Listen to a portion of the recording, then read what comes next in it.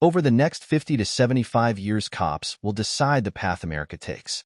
Cops will decide if we are a constitutional republic or live under the boot of an oppressive government as serfs. The issue comes down to when an unconstitutional law is passed, an executive action taken, or an emergency order created.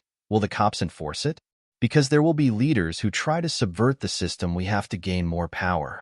The biggest question is, will they find cops who are willing to enforce any order that they are given? The wisdom of the Founding Fathers was that they understood human nature, how it was prone to evil and tyranny. How, once a government is in place, and the longer it is around, the bigger and more controlling it will get. The people who are elected or work for the government will work to expand its scope. Then it will get so big it devolves into tyranny. This was a statement to the founders, not a question or something that was even up for debate. We will take a few examples to make the point. In September of 2023, the New Mexico Governor Michelle Lujan Grisham issued an executive order effectively prohibiting the carrying of firearms in public for self-defense within the city of Albuquerque for 30 days, regardless of whether the gun owner has a valid concealed carry permit or is otherwise in compliance with state law. County Sheriff John Allen said the order will not do anything to curb gun violence other than punishing law-abiding citizens from their constitutional right of self-defense. The cops could have started arresting thousands of law-abiding citizens, making them all felons and bankrupting them for paying for their defense. In doing this, maybe years later these people get their charges expunged and get their rights back, but their lives are effectively ruined. And if that public health emergency was enforced, it would never go away. The cops who would also enforce it would be more likely to enforce other additional unconstitutional actions. Anyone who has read the book Ordinary Men understands. The FBI conducted as many as 3.4 million searches of data in the U.S. without a warrant over the year 2021, according to a new government report.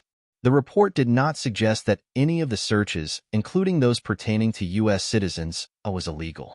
Authority for the FBI's activity was cited as drawing from Section 702 of the Foreign Intelligence Surveillance Act. That law, passed in 1978 during the Cold War, authorizes collection of private data by non-U.S. persons, though their communications with U.S. citizens and lawful permanent residents may be accessed as well. The Fourth Amendment states, the right of the people to be secure in their persons, houses, papers, and effects against unreasonable searches and seizures shall not be violated, and no warrant shall issue, but upon probable cause, supported by oath or affirmation, and particularly describing the place to be searched and the persons or things to be seized. Everyone with common sense understands that a cell phone falls into that category of persons, papers, and effects. The government has currently found a way around that, but the main problem is not that the government has found a way to violate our rights. It is that they have whole agencies of cops who are more than enthusiastic to abuse that power and authority. These executive actions on guns, public health emergency, laws or regulations are all meant to be a test to see how the average person will react and to see how much we will tolerate. It is the same way that politicians will leak stories about their plans to gauge public reaction. You have a governor of a state issue an order, and then if it passes or works, more states and cities would follow suit with the same type of executive order, and each iteration would be more strict and severe. Each time we allow warrantless searches, we become weaker, and the government becomes stronger as the precedent is now on their side. A law is truly only a law if it can be enforced.